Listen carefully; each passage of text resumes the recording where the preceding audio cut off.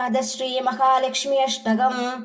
नमस्तेस्तु महामाये श्रीपीडे सुरपूजिते शङ्खचक्रगदाहस्ते महालक्ष्मी नमोऽस्तुते।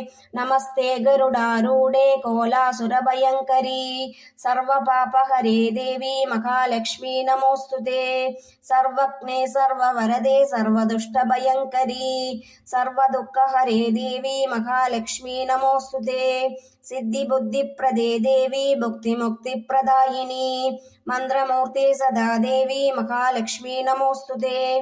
आद्यन्तरहिते देवी आदिशक्तिमहेश्वरी योगज्ञे योगसम्भूते महालक्ष्मी नमोऽस्तुते। स्थूलसूक्ष्ममहारौद्रे महाशक्ति महोदरे महापापहरे देवी महालक्ष्मी नमोऽस्तुते।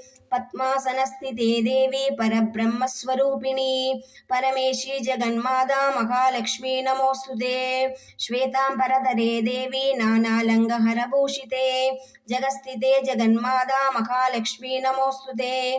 महालक्ष्मी अष्टकं स्तोत्रं यप्पडे भक्तिमान् नरः सर्वसिद्धिमवाप्नोति राज्यं प्राप्नोति सर्वदा। एककाले पडे नित्यं महापापविनाशनं द्विकालं यप्पडे नित्यं धनधान्यसमन्विता त्रिकालं यप्पडे नित्यं महाशत्रुविनाशनं महालक्ष्मीर्भवे नित्यं प्रसन्नवरदा शुभा।